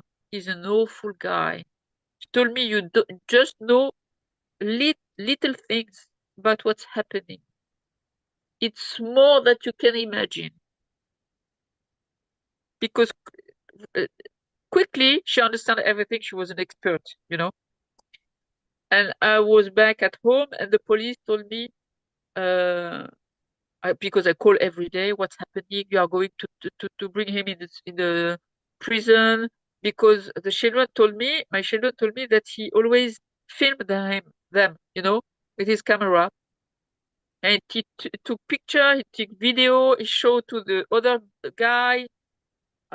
So I find a lot of CD, you know, CD-ROM at home. And I thought that there's nothing on the CD-ROM, but I saw there's a lot of things on it. So I had more than 100. I gave them to the police. I gave the everything, and they told me we are going to do everything quickly. But we are not in the same city, you know. The father was 600 kilometer far away, and the police hurry up and do everything in 2 or 3 days, and they sent everything to the town, to the police in the town where he's living, the father, okay, to stop him and to bring him in the prison. But every day I told them, "Alors, have you got information?" Told me, "No, we have nothing." But normally it will be quick because the psychological expert, told us it's awful, and he did a report really bad of the father. He's very dangerous, so he had to go in prison quickly. The week goes, nothing happens, and the judge told me you have to organize holidays with father. Told him you are mad, or me alive? I will never bring back my children. Never. You have to understand that. So she decided to give him uh, uh, sometimes to see my children in a special place with some people to take care of my children. You know, don't let them alone. And me, I was, uh, I have, it was forbidden for me to go outside of France with my children. Quickly, just after I did the complaint. So if I knew that the children are in danger, I went, I go away for sure. But I didn't know at that time, you know. But I didn't understand why it was forbidden for me to go outside of France. So I asked the police. Told me, "Oh, it's normal." No, it's not normal. It's because they don't let the mother, without nothing, anything, they know that they will took the children, you know, and bring them back to the father, who is the pedophile, the a pedo, you know. Pedophile, yes. In the beginning of the investigation, even if I've got a lot of proof that it's right, it's not, it's a real awful guy, which is dangerous, is a criminal, you know. And the judge decided to do another expertise of the whole family. But I have a special guy who is a psychiatrist. The father of my children, his name is Frederic, has got a psychologue. He decided to don't go to this psychologue. He decided to choose another one, to choose another one. I haven't got this possibility. And he have just a psychologue. I've got a psychiatrist, you know. It's more important. It's not normal. And my children have got another psychiatrist. But we did not know why, because we did yet psychological expertise for all the family 1 year before. So why the judge wants me to do another one? Now you will know, because in August I met this psychiatrist just 10 minutes, and he didn't want to tell me what he's going to do to put in this report. I didn't know. My children went there. I bring some picture, some drawing, uh, and after that, the father went. I think in Savoie, close to Chambéry, and in the judge decided to see us another time during the meeting with my children, the father uh, have another abused my children during the visit. Yes, and my daughter asked me to go to the police to explain what she bear during this meeting. The social services call me and shout on me because my daughter explained what's happened. Uh, and they all do a report. I didn't saw the report after 6 months. They they uh, they took my children because they raped them after a few minutes. And in November, the judge decided to have another audience.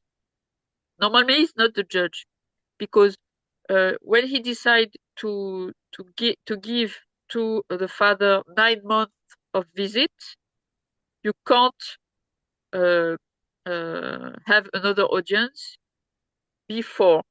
We have to wait to April 2020, and then in November 2019, the judge decided to have an audience. It's forbidden in France, huh? And my lawyer told me it's not necessary to come. I will go alone without you. I told him no, I'm not. I'm not. I'm not sure it's good. I want to go there because I don't know why the father is not in prison.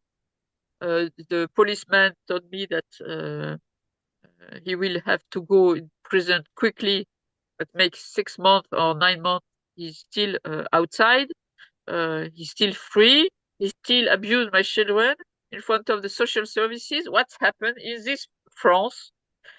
And I went there, and I during the audience, I discovered that the father had the report of the new expert, psychological expert, and they told that I'm. Alors, you've got the same problem in all the world, huh? It's I have a parental alienation syndrome. You know, the famous explanation when a mother tries to protect their children from pedophile, they they give you this syndrome, parental alienation syndrome. Allez, bref. Uh, and they 3 days after, uh, I was at school. I was in police office because they called me to come to some complaint from my ex-boyfriend, the father of my children, Frederic, and his parents. But there's nothing, just nothing important, you know. Normally, I don't have to go there, but they insist to I have to go there to the police station. And during that time, they kidnapped my children at school. And the judge didn't give me the judgment, so I have the responsibility of my children. So the father couldn't go to the school. He haven't got the permission, but the director of the school let him go inside the school, take my children both. It was an awful day. The two policemen came with him. Social services went with him to help him to kidnap my children, and his lawyer. It was a nightmare because the people who were there opened a Facebook page, you know, to explain what's happened. And when I saw this picture, this page, I understand why what my children bear that day. It was awful. So I go to the police to have another complaint. because when they stole my children from the school, everybody was crying. The children, the parents, the the the professor, you know. Did you know that it happened right away, or did you find out later that day that they were No, taken? I knew Mm. 2 hours after Oh, because a parent called me when I went outside from the police station. They they stuck me to the police station to stole my children without me. You know, it's well organized. yes, it was And when I horrifying. arrived, it was a nightmare. I saw my children screaming, crying for help. It was awful. So traumatizing for you too. Yes, That's not something any mother should ever have to deal with. I'm so sorry you had to go through that. and it was so horrific. And this I was didn't know. 2019? Yes, Okay. and the people who saw the scene open a psychological help for the people who saw what's happened. I asked for psychological uh, follow-up for my Yeah. children, Okay. and the judge didn't allow me. Didn't allow me. All the people who were in front of the school to see what's happened to my children have a psychological support. And my children were crying, were crying for help, didn't have the authorization to have help, psychological help. You know, they are full traumatized and they can't call me, they can't see me. I just saw them 29 hours from from the 19th November of 2019. 29 hours, you see? And they put these days 2 hours or 1 hour in the middle of the week, or I'm working. I have to travel, you know, and the mission I do to audit the company, it's a date we took 1 year before, and they gave me the date 1 week before, you see, just to make me in trouble, put me in trouble. And when I find the psychological report of the new expert, I spent just 10 minutes with him. 6 months after they took they raped my children, uh, they kidnapped my children. I saw that he said, Dalila Sadock told me that she say the children are raped because she want to have her children with her, to have the authority of her children. But I had You already had the full I custody. You already had had it from them. 1 year and a half. So And they said that you basically told the children to say these things, yes, right? That you yes, coached them to say yes, that they're being abused. yes. You see, and the expert the psychologue who did the report for the father, huh? He said without seeing the children, that it's les faux souvenirs, you know, the faux souvenirs. If the children will say that the father abused them, it's of course les faux souvenirs. Hello? She never met my children, but she is sure that it's the faux souvenirs. You see the organization, and now I have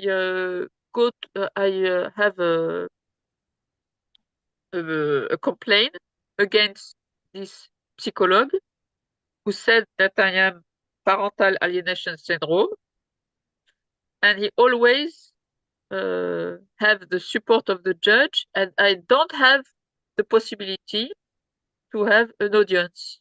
They always, it makes 2 years I'm waiting for an audience. You know, they are protecting this psychologue to this psychiatrist because I've got a lot of proof to bring him in a prison. And the complaint against the father, they close it, and I open another one because in France you can open another one, and it's called supporter partie civile, and you have to pay, and they have to bring you a judge this for the instruction of the complaint. Normally it's made in 3 months. That's made 2 years. I'm waiting for it. 2 years, and and this Monday I spent time to the police in Paris that asked me to come because the father always do complain against me, but when he do complaints, I have to be there quickly.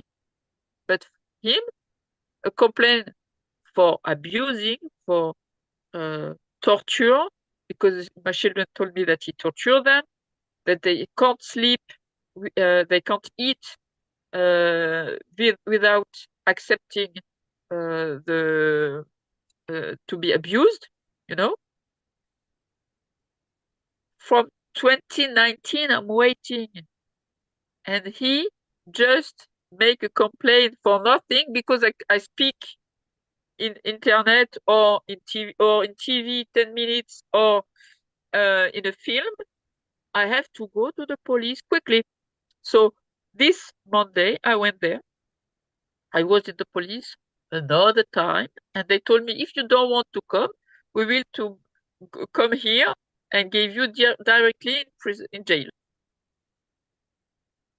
So my lawyer told me we can go together. I told him it's not necessary because they have nothing against me. He told me no, I'm not. I don't. I'm not uh, sure. I have no confidence in them, so I want to come with you. So we went there on Monday. The first complaint was against me by Frederic, my ex-boyfriend. There's nothing. He told that I tried to have bad words against him. It's wrong. I tell nothing about him. And they told me, there's another complaint, and this one is the judge. What? The judge? They told me, yes, you gave their name in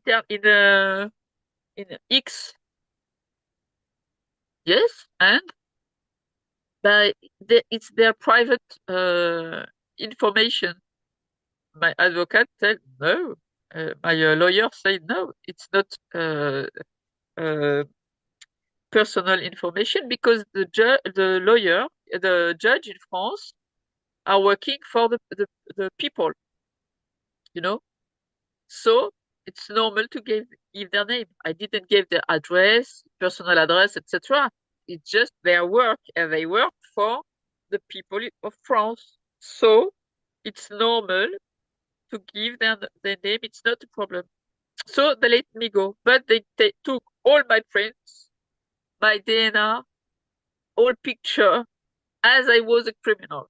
I'm sure that the father who raped my children haven't got this kind of uh, voilà, comportment.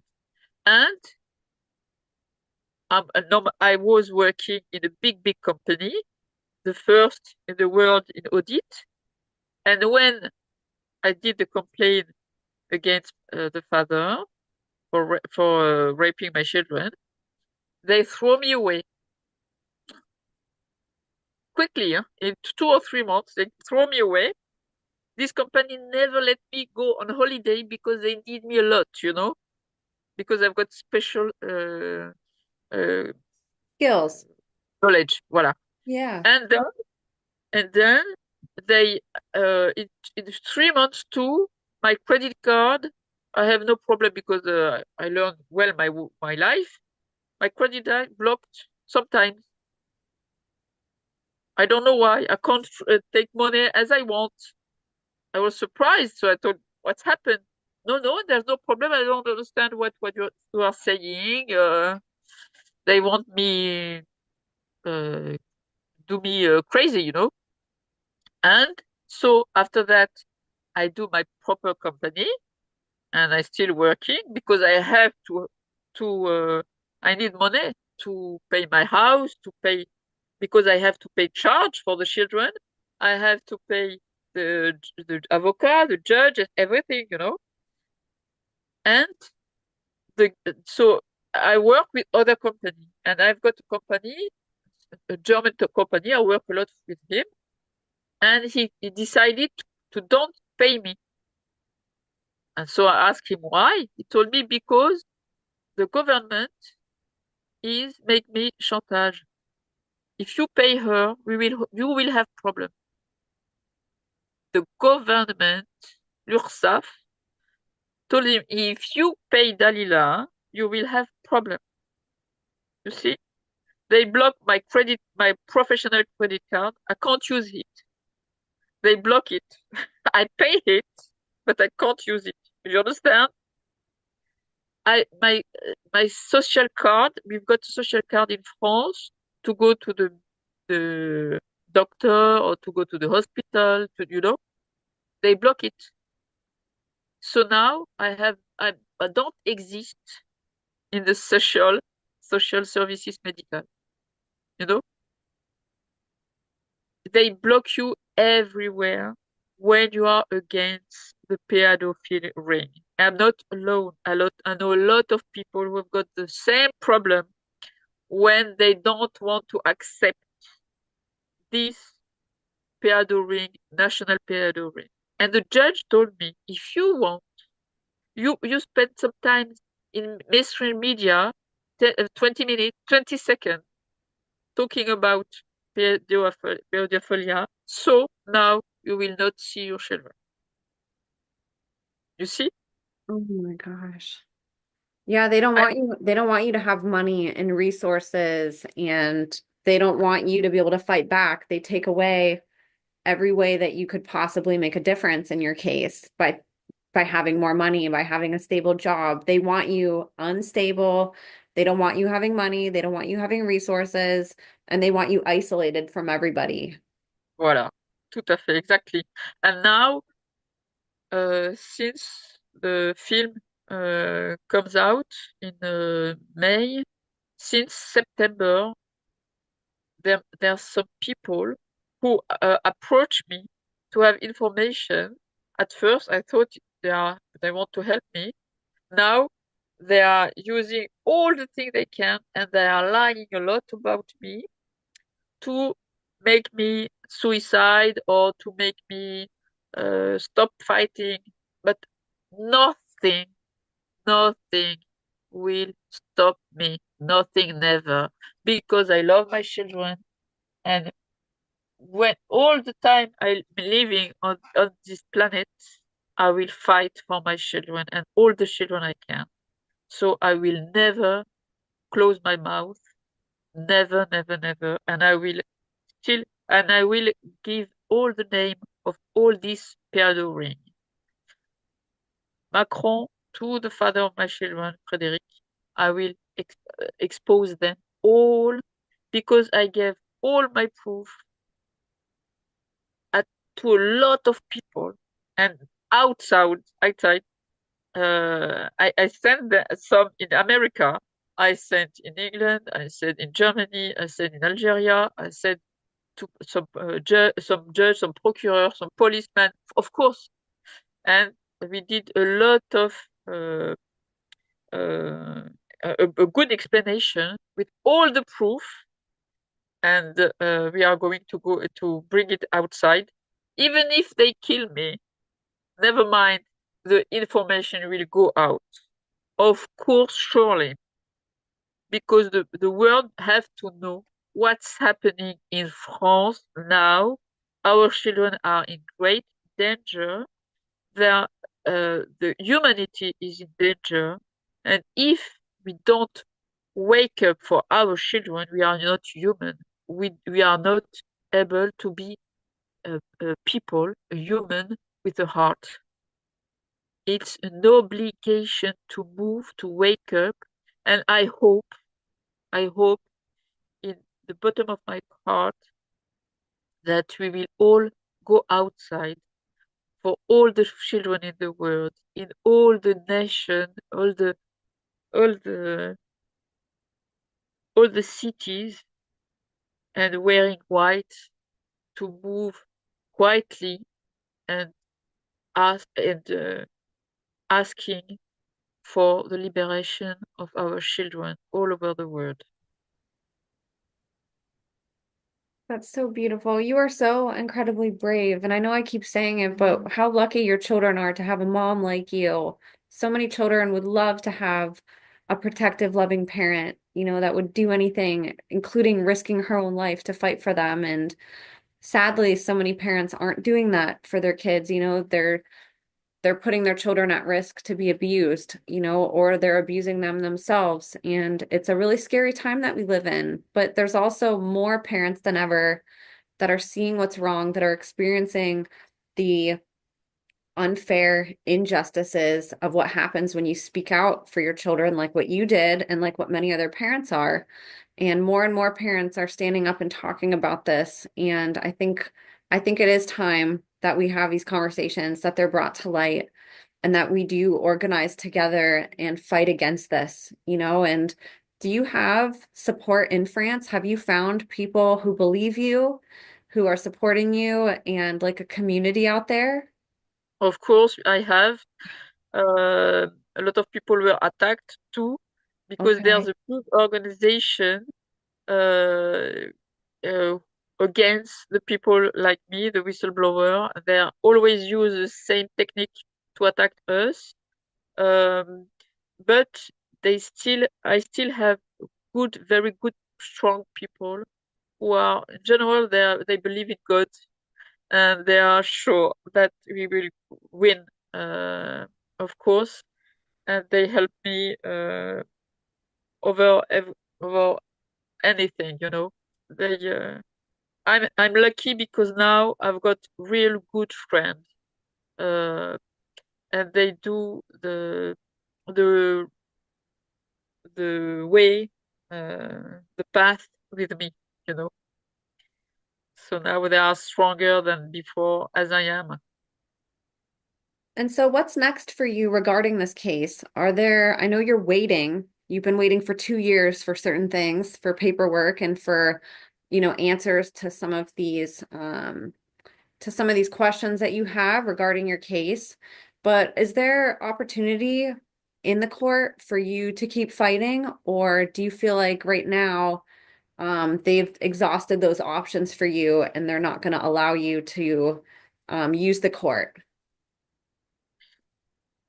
Um, I now I think the best way is still fighting uh, against the psychologue, the judge, the father of my children, the social services. They block me, but I still fight.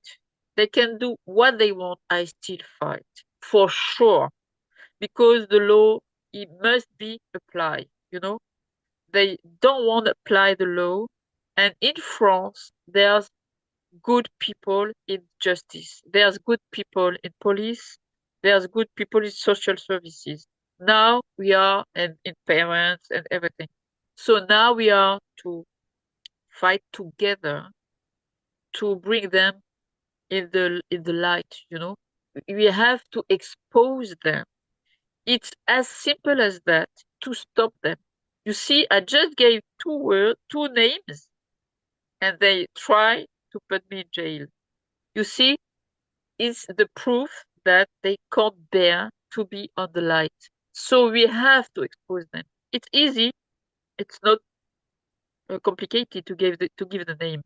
So now I still fight, but I still fight to push the people to speak out, to help the children who try to speak, to see the people who are bearing a heavy secret because they have got a behavior which explain that, which can show us that they have problem.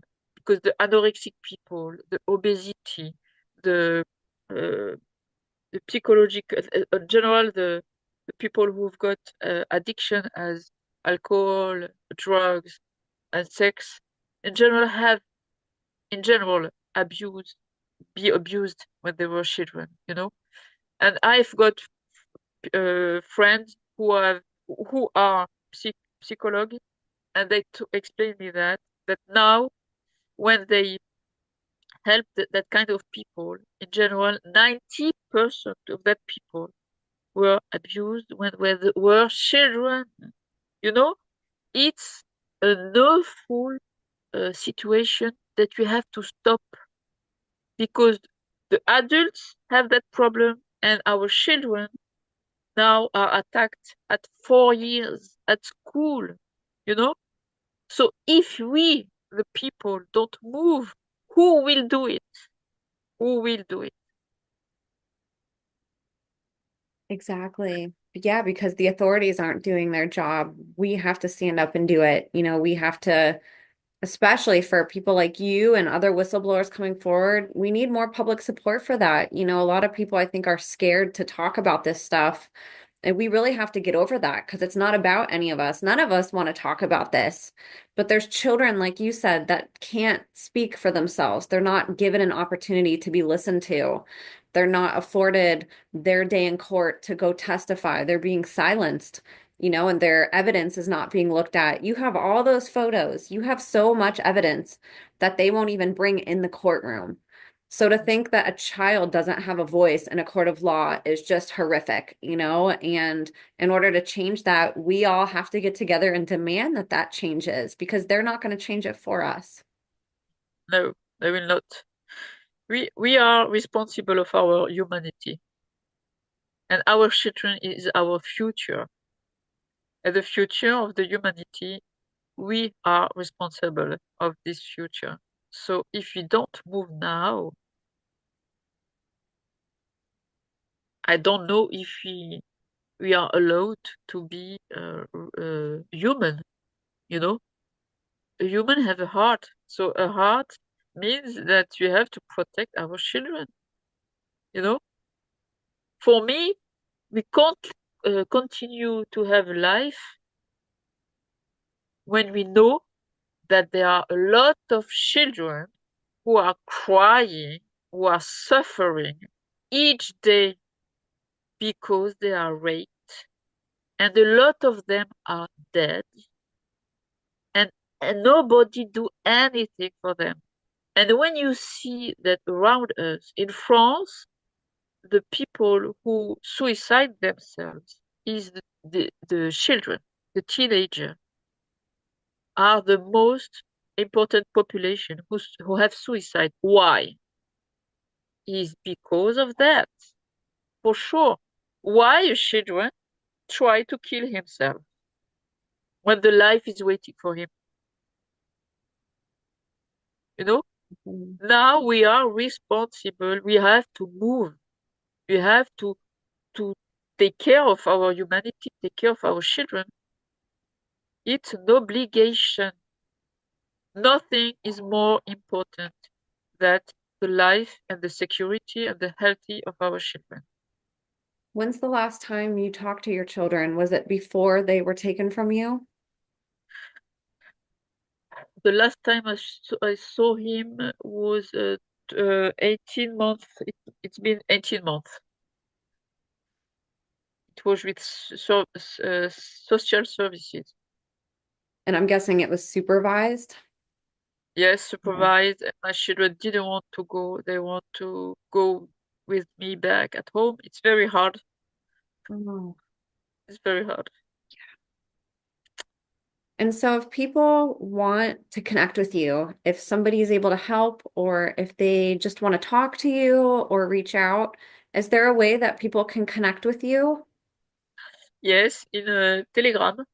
Telegram, I've got a picture with my children and my name, Dalila Sadock, Sadok, Okay, so Dalila. look for you on Telegram. Easy to find me, yes. Okay, Can call me or write me, and I will answer. I systematically answer. But you have to know that I'm censored, a lot of censored because I'm always ouais, they follow me. you're targeted now. Yes, voilà. But I'm sure that I'm protected by my angel.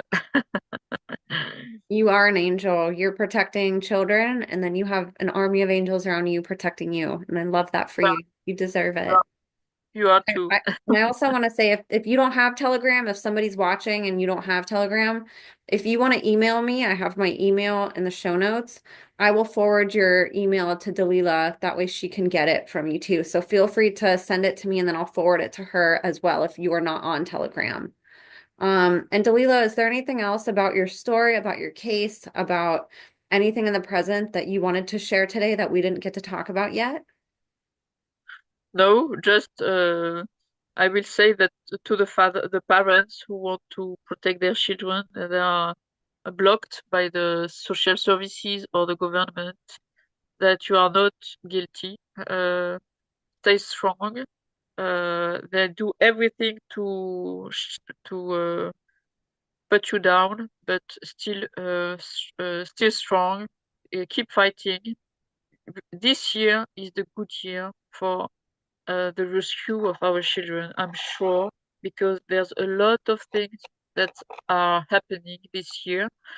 I don't know if it's Trump, but I can see that from November in France, there's a lot of peado and peado rings who are falling. So now we are full of hope, and I'm sure that 2025 is the last year. So keep fighting, keep strong, and the children keep fighting, keep strong too, and don't be sad. It's hard, but uh, it's a school to learn and to be more strong. Uh, voilà. We love you, and we know that you are what you are saying is right. So keep keep a fight. And we love you very much. And there is so much hope for children. We see it with the survivors. Look at Annika and Max and all these amazing, they're so amazing and so resilient and so strong. So we also have to keep that in mind too, that's when these children come out of this, like they have a whole life in front of them still, and there's so much that we can do to help them now. We have so much more knowledge on what they went through. We have more people here to educate on healing. There's more therapists that are getting involved with helping. There's more parents becoming aware. So it really is a special time, that we can come together and have hope together. And thank you for being a beacon of hope, Dalila, and a beacon of strength for both parents and for children and for speaking on behalf of your kids, which gives a voice to so many other parents who are being silenced and children who aren't being heard. You are a hero in every way, and we're so blessed and lucky to get to hear your story so we can learn about these evils that exist in the world and we can shine a bright light on it and eradicate it. And it's not dark anymore. It's not in the dark. It's not a secret anymore. Their secrets are being exposed because of people like you who have the courage to expose it. And I have so much hope that you're going to be reunited with your children and that your fight is not going to be in vain. And your children are so lucky that they have a loving and knowledgeable and compassionate mother that they get to come home to and have a beautiful life with once we free them from these horrible, horrible systems that have infiltrated our justice system and authorities, and like you said, you named a president and you named somebody who, you started dating from meeting him online. There is no demographic of pedophilia. There's no position in society that they don't have. These are people all around the world. These are people all walks of life, all different demographics, and it can happen to anyone. And so we really do have to educate on what this is so we can prevent it from happening and we can expose it when we know it's happening, you know? So thank you again, Dalila, for coming on here and sharing this really difficult story with us today. Thank you, Emma. Thank you very much. You're a beautiful girl. You've got a bright heart, and it was a pleasure to know you now. Thank you. And hopefully we can have you on again with some good news and we can talk about that, you know, and we're all going to be praying for you and coming around you. And I will have her name is obviously where you can get a hold of her on Telegram. So if you guys are curious about connecting with her or have information for her or want to connect, if you're going through something similar and want a community, you know, it's good to see parents coming together. So please connect with her if you can help in any way, have any advice, or even if you're a parent going through this, so we can start really building up our networks on this side so we can fight this together. And again, if my email will be in the show notes as well, if you guys want to reach her via email, I can forward you an email to her. So feel free to reach out to me too, and I can help connect you. I'll have all my links in the show notes, you guys. Share this episode far and wide. Let's help bring awareness to this case. I know we're in the United States and she's in France, but it's happening here in the United States. It's happening in every country. And we need to get these stories out and help share, you know, and there were some names listed in here too that we can maybe help shine a light on too throughout the world. It's always good to have that information. So I'm gonna go ahead and have all my information and hers in the show notes, you guys. Thank you so much for listening. God bless you all, and we will see you next time.